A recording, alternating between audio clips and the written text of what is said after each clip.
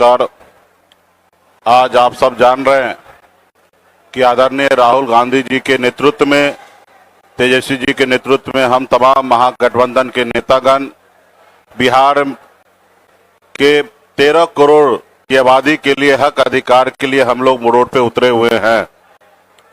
Voter समीक्षा की जो मोदी जी के द्वारा जो वोट चोरी करने का जो निर्णय है उसके खिलाफ में हम लोग उतर रहे हैं। साथियों, ये वोट का ताकत जो है यही हमारा ताकत है। साथियों, आजादी से पहले ये देश गुलाम था और आजादी के बाद बाबा साहब भीमराव अंबेडकर के संविधान ने हम गरीब, पिछड़ा, दलित के एक बहुत बड़ा ताकत वोट का अधिकार दिया है। अगर हमको हमारे पास वोट का अधिकार नहीं होता तो एक मल्लाह का बेटा राज्य में मंत्री नहीं बनता।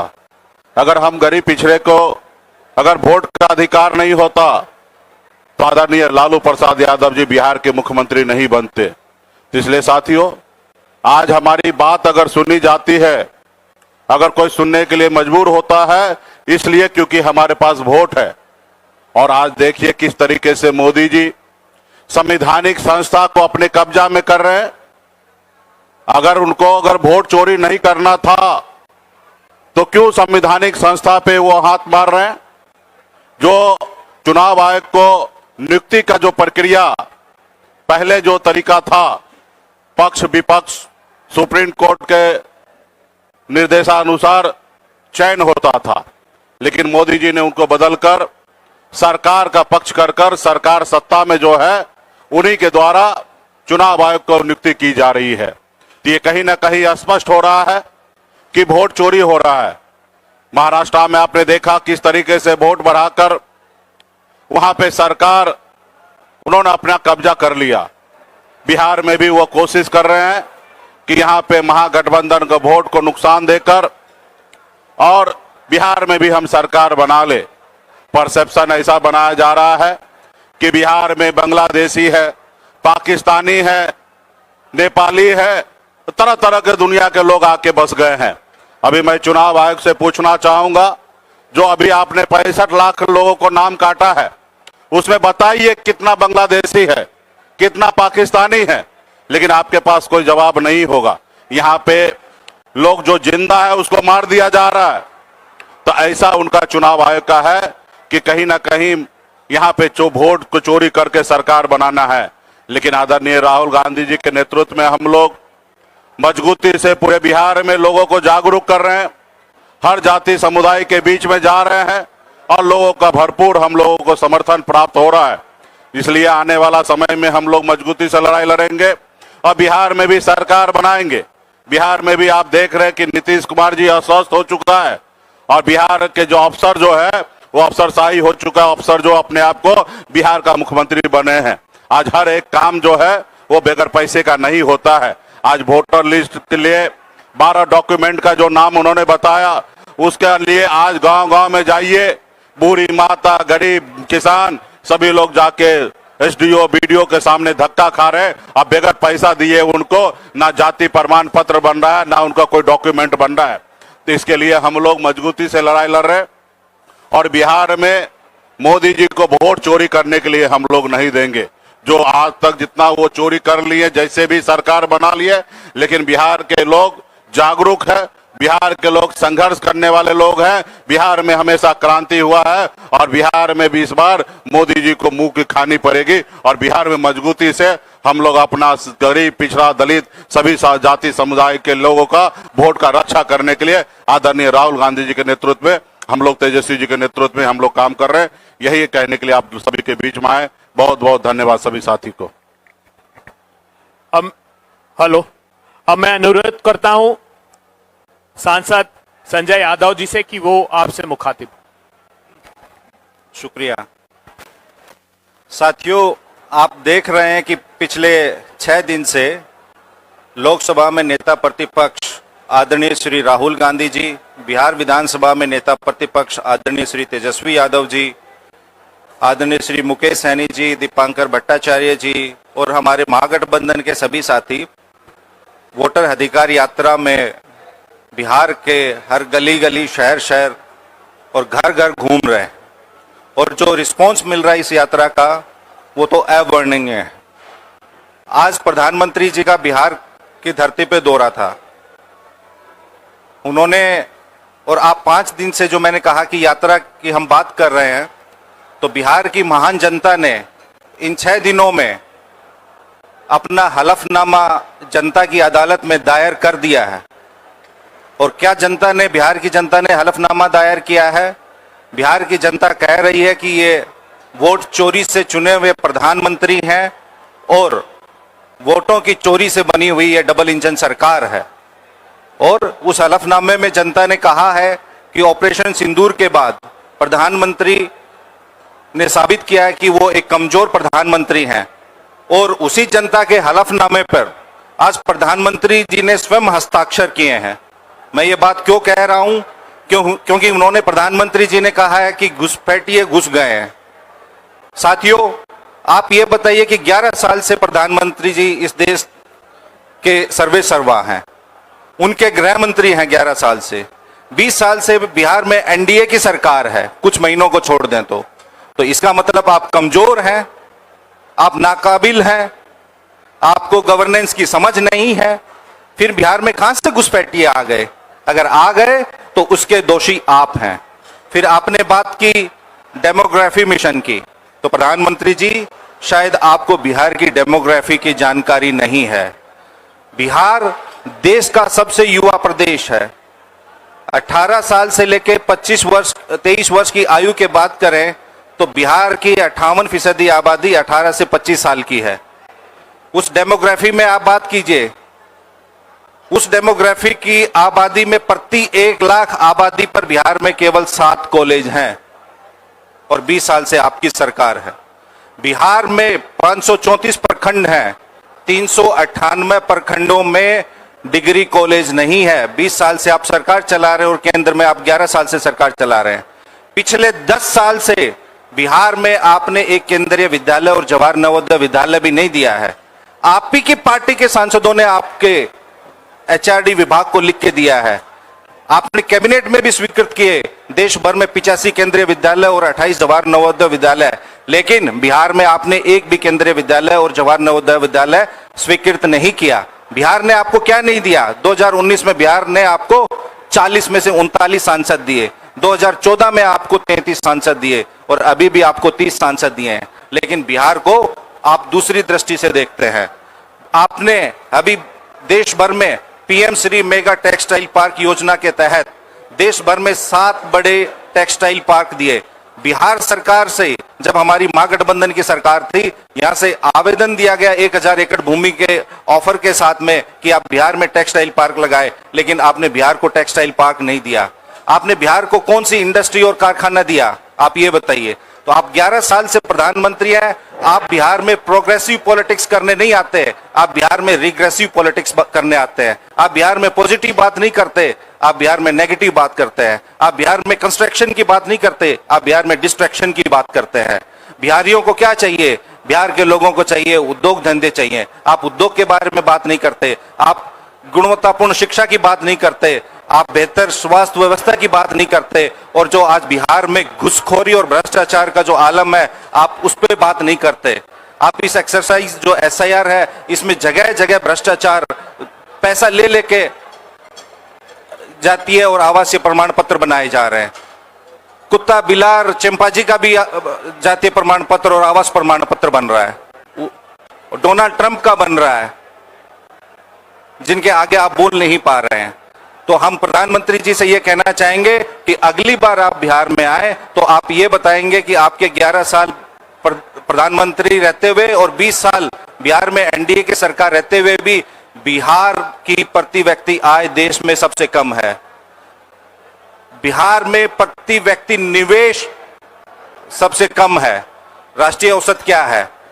इन 11 वर्षों में आप हर राज्य का तुलनात्मक विश्लेषण कीजिए कि अन्य राज्यों में आपने प्रति व्यक्ति निवेश कितना किया और बिहार में आपने प्रति व्यक्ति निवेश कितना किया। आपको अपनी सफलता और असफलता का खुद एहसास हो जाएगा।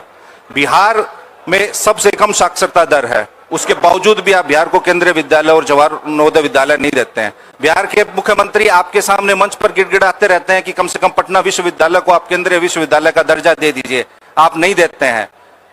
यूपीए 1 और यूपीए 2 की सरकार में 10 वर्षों में बिहार को 2 केंद्रीय विद्यालय मिले, एक मोतिहारी में और गया में। वो यूपीए की चेयरपर्सन श्रीमती सोनिया गांधी जी, तत्कालीन प्रधानमंत्री सरदार मनमोहन सिंह जी और रेल मंत्री जो उस वक्त राष्ट्रीय जनता दल देश की दूसरी सबसे बड़ी पार्टी थी, उनकी देन थी। आप तो एक 100 वर्ष पुरानी यूनिवर्सिटी को आप केंद्रीय विश्वविद्यालय का आप दर्जा नहीं दे सकते। बेरोजगारी में बिहार नंबर 1 है, अपराध में बिहार नंबर 1 है, लूट खसोट में बिहार नंबर 1 है, भ्रष्टाचार में बिहार नंबर 1 है।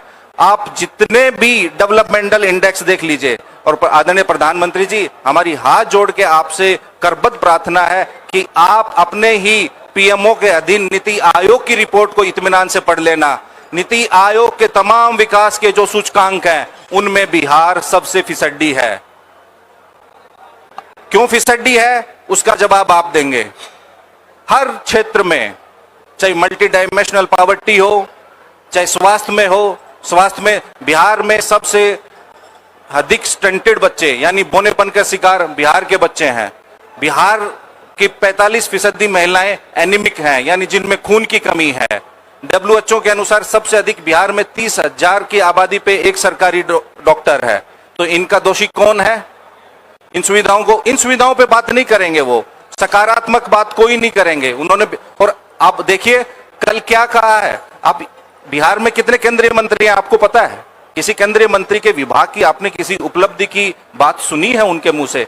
कल इनके एमएलए, इनके एमपी और इनके उप मुख्यमंत्री कल बता रहे हैं कि बिहार से हमने 12,000 ट्रेन चलाएंगे बिहार से। क्यों भाई? और वो ट्रेनें कहां जाएंगी? वो गुजरात में जाएंगी, क्योंकि सेमीकंडक्टर की फैक्ट्री इन्होंने गुजरात में बैठानी है। गुजरात को 4 लाख 3 लाख करोड़ के प्रोजेक्ट देने हैं, बिहार में आप कुछ देंगे नहीं। बिहार से मजदूर सप्लाई करने के लिए आप 12,000 ट्रेन चला रहे हैं। ये बिहार के लिए फक्र और उपलब्धि का विषय नहीं है। विषय ये होना चाहिए कि आपने बिहार में कितने उद्योग धंधे लगाए, आपने बिहार को दिया क्या।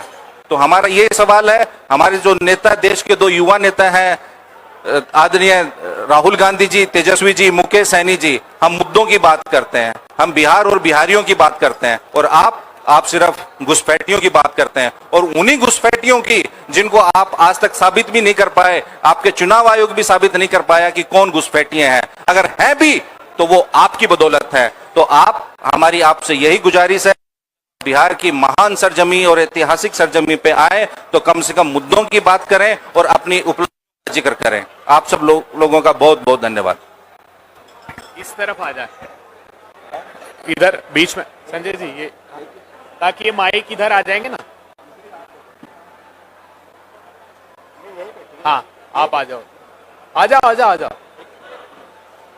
हेलो, अब मैं अनुरोध करता हूं मध्य प्रदेश कांग्रेस कमेटी के अध्यक्ष और देश के समाज के अंतिम पंक्ति में खड़े हुए लोगों की आवाज जीतू पटवारी जी को कि वे संबोधित।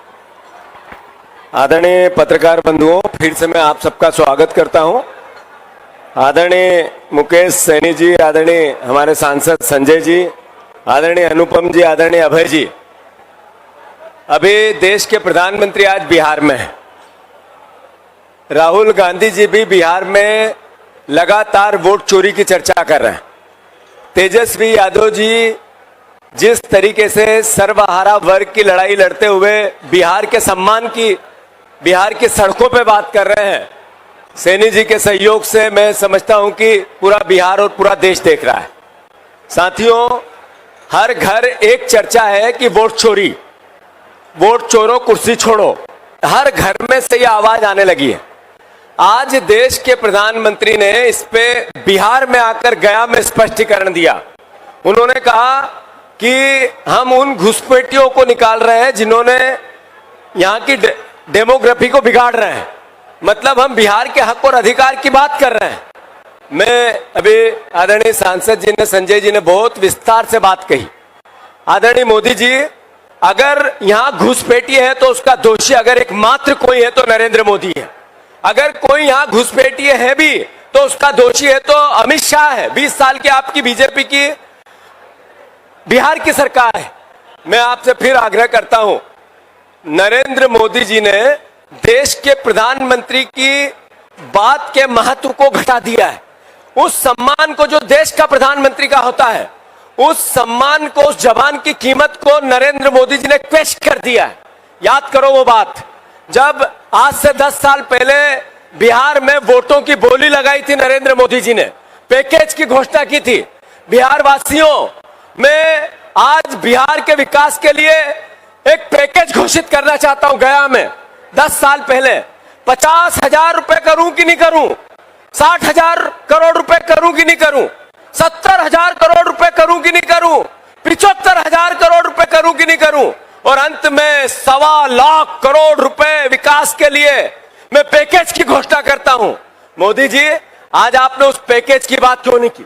उस झूठ का जो आपने बोला था बिहार वासियों को क्यों नहीं बताया आपने?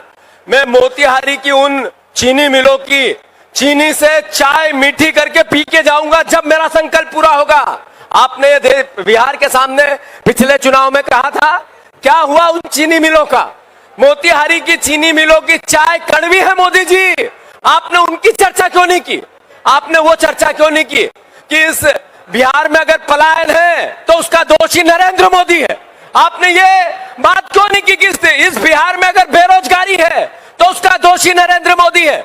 आपने ये बात क्यों नहीं की कि अगर यह क्राइम है तो ये नीतीश कुमार की सरकार के कारण है?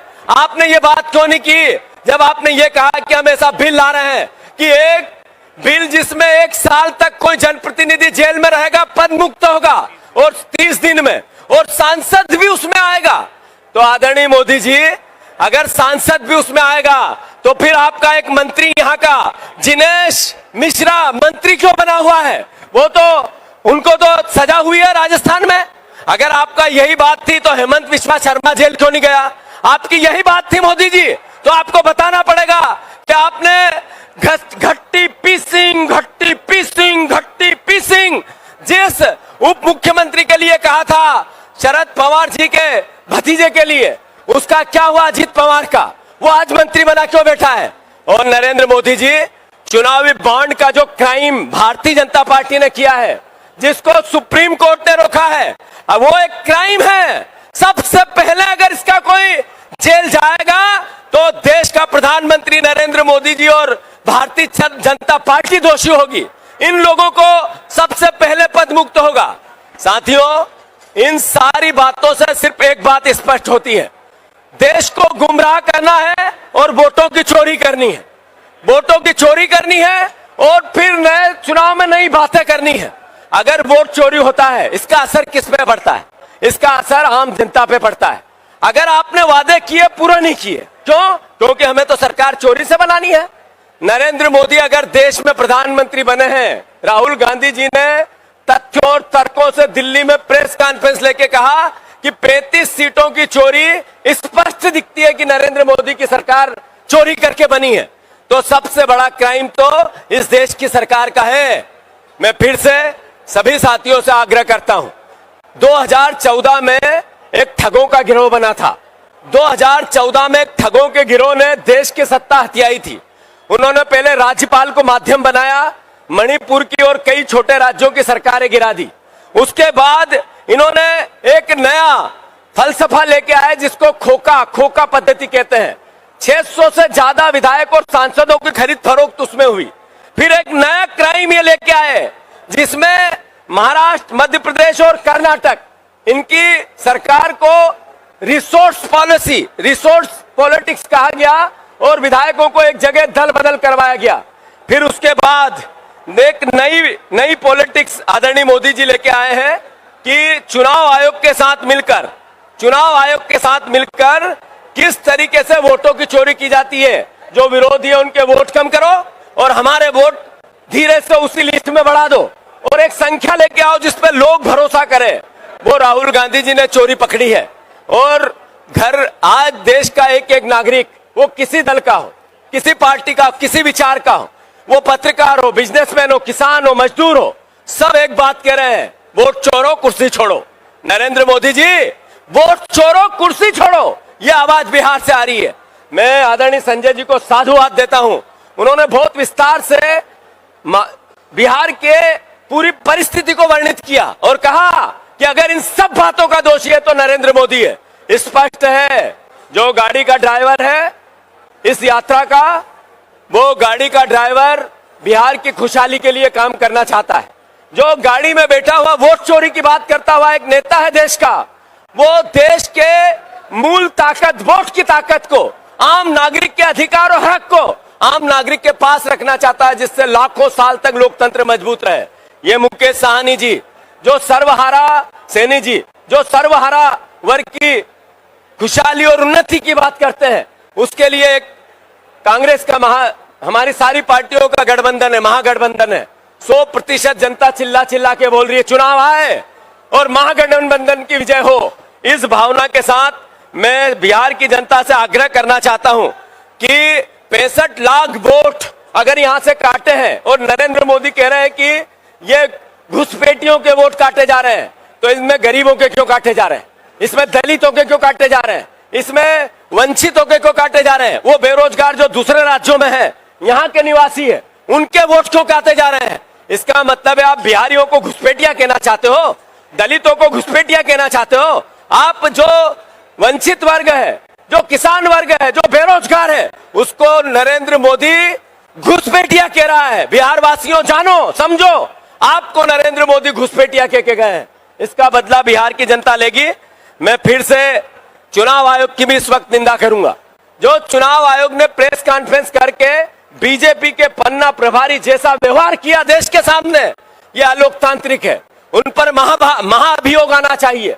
देश एकजुटता से उस चुनाव आयोग का बहिष्कार करना चाहिए जिसने बीजेपी के पन्ना प्रभारी के रूप में देश के सामने बीजेपी के प्रवक्ता बन के बात की, क्योंकि ऐसी बात बीजेपी के प्रवक्ता सांसद नरेंद्र मोदी, अमित शाह करते हैं। मैं फिर से सभी साथियों से आग्रह करना चाहता हूं कि 70,000 करोड़ रुपए की केग ने यहां की गड़बड़ी और करप्शन की बात कही है। नरेंद्र मोदी ने क्यों नहीं कहा कि मेरी पूरी सरकार 70,000 करोड़ रुपए बीजेपी की बिहार की खा गई? केक की रिपोर्ट किसकी है? केक की रिपोर्ट बीजेपी की है और 70,000 करोड़ रुपए सत्यापित किया बीजेपी केक की रिपोर्ट में। तो नरेंद्र मोदी जी, आपने उसकी बात क्यों नहीं की? क्यों नहीं कहा कि 70,000 करोड़ रुपए की चोरी मेरी सरकार ने की यहाँ की बिहार की? यह सवाल बिहार की जनता के बीच में है और इसकी आवाज राहुल गांधी है, तेजस्वी यादव और हमारे मुकेश सैनी जी है। धन्यवाद। अब मैं अंत में अनुपम जी से आग्रह करता हूं कि वे पत्रकार वार्ता को।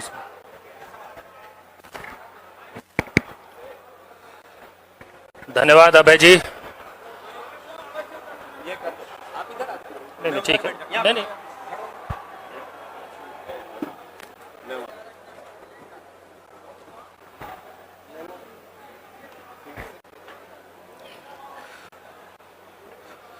दोस्तों, हम सब जानते हैं कि भारत दुनिया का सबसे युवा देश है और यह सिर्फ बोलने वाली बात नहीं है, इसके पर्याप्त आंकड़े हैं हमारे पास। भारत दुनिया का सबसे युवा देश है और बिहार भारत का सबसे युवा प्रदेश है। बिहार की जब जब बात हो तो लाजमी सी बात है कि युवाओं की बात प्राथमिकता से, प्रमुखता से होनी चाहिए। और जब हम युवाओं की बात करते हैं तो उन मूलभूत मुद्दों पे बात होनी चाहिए जो बिहार के लोगों के भविष्य को बेहतर बनाने की क्षमता रखते हैं।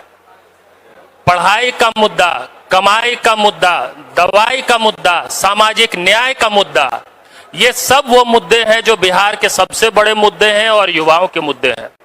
लेकिन इन सब पैमानों पे जो तथाकथित डबल इंजन की सरकार है, उसने ऐसी परिस्थिति बना दी है कि आज बिहार का कोई परिवार नहीं होगा जिसका कोई बच्चा, भाई, पिता मजबूरी में पलायन कर रहा हो। मजबूरी में, ये नहीं कि बहुत अच्छे अवसर मिल रहे हैं इसलिए जा रहा है। बिहार के लोग देश के अलग अलग शहरों के लेबर चौक को सुशोभित करने को विवश हैं। ऐसी स्थिति बना दी गई है कि बिहार आज हमारे देश का चीप लेबर सप्लायर जोन बन गया है।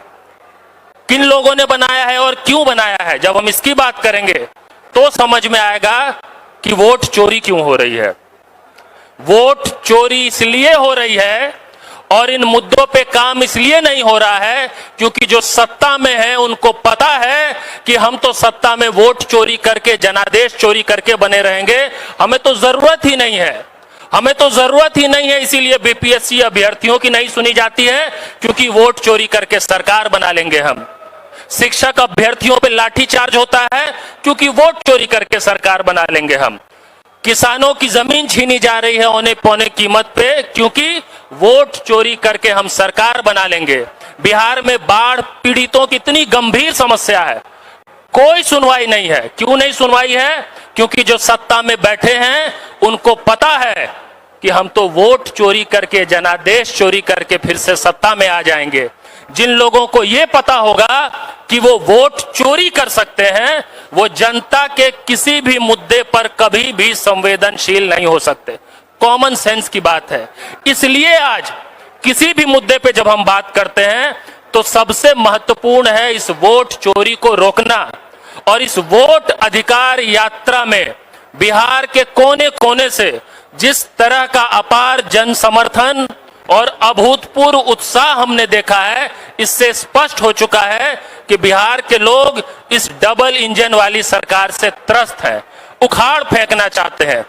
इसलिए उखाड़ फेंकना चाहते हैं क्योंकि ये जो डबल इंजन है, इसके दोनों इंजन फेल हो चुके हैं। असल में एक इंजन चढ़ गया है बेरोजगार युवाओं की छाती पर और एक डबल इंजन का इंजन चढ़ गया है किसानों की छाती पर।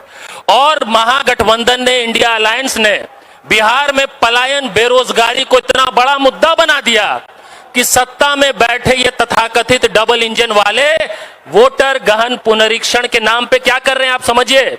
हमने पलायन को मुद्दा बनाया, इन्होंने पलायन से पीड़ित लोगों को वोटर लिस्ट से निकालने की साजिश रची। किनका नाम बाहर हो रहा है? उनका नाम बाहर हो रहा है जो मजबूरी में इस सरकार के फेलियर के कारण देश भर के कोने कोने में जा रहे हैं अपनी रोजी रोटी रोजगार के लिए, और उन्हीं को फिर प्रधानमंत्री आके घुसपैठिया कह दे रहे हैं। अरे भाई, यहां बैठे कितने लोग हैं, किसके घर से कोई बाहर जाके नौकरी रोजगार नहीं कर रहा होगा? और अगर आपका वोट नाम कट गया होगा सिर्फ इस कारण से क्योंकि आप पिछले 2 महीने से 2.5 महीने से बिहार में नहीं थे, तो आप घुसपैठिया हैं। बिहार के प्रवासी लोगों को, जिनको मजबूरी में देश भर में भटकना पड़ रहा है, उसको नरेंद्र मोदी ने घुसपैठिया कहा है। किसको घुसपैठिया कहा है? जिसका नाम वोटर लिस्ट से कटा है। किसका नाम वोटर लिस्ट से कटा है? जो इस वक्त बिहार के बाहर थे। क्यों बाहर थे? क्योंकि उनको मजदूरी करना है, रोजी रोटी रोजगार के लिए बाहर रहना है। और बिहार में यह संस्कृति है, हम सब बिहारी हैं, जानते हैं। आप साल भर भले बाहर रहे, लेकिन शादी ब्याह में, पर्व त्योहार में और उससे भी ज्यादा जरूरी चुनाव में हर आदमी अपने गांव आता है, अपने घर आता है और वोट देता है। इस सरकार ने साजिश रच के उन लोगों का वोट का अधिकार छीना है जिनको पहले मजबूर किया है देश भर में भटकने के लिए। यह बिहार के हर परिवार तक आपके माध्यम से यह बात जानी चाहिए कि बिहार के लोगों को, जिनको पलायन के लिए विवश किया गया, उसको आज नरेंद्र मोदी ने घुसपैठिया कहा है। उनको कोई अधिकार नहीं है घुसपैठिया कहने का, चाहे प्रधानमंत्री बन जाए या बादशाह बन जाए। और उनको इस चुनाव में बिहार का हर वोटर सजा देगा। अगर सजा देगा तो सिर्फ इस एक बात का कि आपने बिहारियों को घुसपैठिया कैसे कह दिया। धन्यवाद। साथियों में अंततः डॉक्टर गिरीश, सीपीआई के राष्ट्रीय सचिव जी से अनुरोध करता हूं कि वे संक्षिप्त में पत्रकार वार्ता को सुनें। धन्यवाद साथियों, बहुत ही संक्षेप में 2-3 बातें करूंगा। 2 दिन से मैं इस यात्रा में हूं और मैंने जो मंजर देखा है, 76 और 77 के दौरान एक आंदोलन चला था, जिस तरह की भीड़ उस आंदोलन में उमड़ रही थी, उससे कहीं ज्यादा भीड़ इस आंदोलन में मैंने देखी है अपनी खुली आंखों से। और ये भीड़ मैनेज्ड नहीं है कि वाहनों में भर के लाई गई हो या किसी अन्य साधन से जुटाई गई हो। मैं देख रहा हूं चट्टी पर, चौराहे पर, गांव के किनारे, सड़कों के किनारे अपने आप स्वतः स्फूर्त ढंग से तमाम लोग खड़े हुए इस यात्रा का इंतजार कर रहे हैं। इसका कारण ये है कि आज ये हिंदुस्तान में और बिहार में खास तौर पर ये नैरेटिव जनता के बीच सेट हो गया है कि वोटों की चोरी से ये सरकारें भारतीय जनता पार्टी की बन रही हैं। चंडीगढ़ में मेयर के चुनाव में वोटों को इधर से उधर करते हुए सबने टीवी पर देखा। अभी कर्नाटक के नाम पर तो भंडाफोड़ी हुआ, महाराष्ट्र के चुनाव में हुआ, उत्तर प्रदेश के उपचुनावों में हुआ, लोकसभा के चुनाव में हुआ। लोगों ने खुली आंखों से देखा किस तरह से वोटों की चोरी हो रही है और ये सरकार लोकमत के बल पर नहीं बल्कि चोरी के बल पर सत्ता में आ रही है। इनकी लोकप्रियता का भी मूल्यांकन लोकसभा चुनाव में हो गया था जब इन्होंने नारा दिया था अब की बार 400 पार, और देश की जनता ने इन्हें 240 पर समेट दिया था। तो इनकी लोकप्रियता तो अब गई, अब तो बदलाव की बयार बह रही है। जो गरीब लोग, आधी पोशाक पहने लोग सड़कों के किनारे खड़े हैं, मैं उनकी आंखों में झांक कर देखता हूं तो मुझे लगता है कि वो इस गठबंधन से, महागठबंधन से एक बड़ी उम्मीद बांधे हुए हैं। मैं उन मुद्दों की बात इसलिए करूंगा कि जब से मैं आया हूं भाई संजय ने और दूसरे साथी ने बिहार के तमाम मुद्दों को बहुत ही विस्तार पूर्वक रखा है। लेकिन मैं अंतिम बात यह कहना चाहता हूं, इस तरह की भीड़ जब भी हिंदुस्तान के इतिहास में सड़कों पर उतरी सत्ता का बदलाव हुआ है। और इस यात्रा के कुछ ही दिनों बाद बिहार में चुनाव की घोषणा होने वाली है। मेरा ये निश्चित मत है, मेरा दृढ़ विश्वास है कि सत्ता का बदलाव इस चुनाव में जरूर होगा और बिहार को एक लोकतांत्रिक और धर्मनिरपेक्ष किस्म की सरकार मिलेगी। एक अंतिम बात कहकर के मैं अपनी बात करूंगा। बिहार के इस आंदोलन से मोदी और अमित शाह जी की सरकार इतनी घबरा गई है, इतनी अधिक घबरा गई कि वो अचानक 130वां संशोधन पार्लियामेंट में ले आई। एक रात पहले तक किसी को यह मालूम नहीं था। ये विपक्ष के मुख्यमंत्रियों को, इस विपक्ष के नेताओं को, सांसदों को, विधायकों को सत्ता से या पद से डिसलॉज करने की साजिश है जिसे ये मोदी सरकार कर रही है।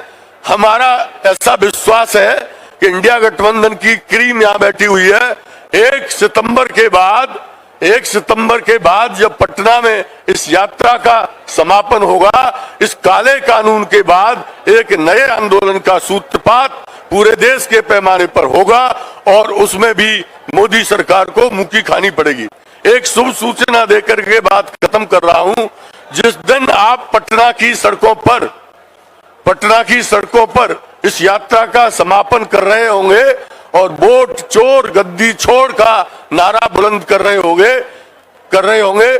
परसों ही मैं उत्तर प्रदेश से लौटा हूं।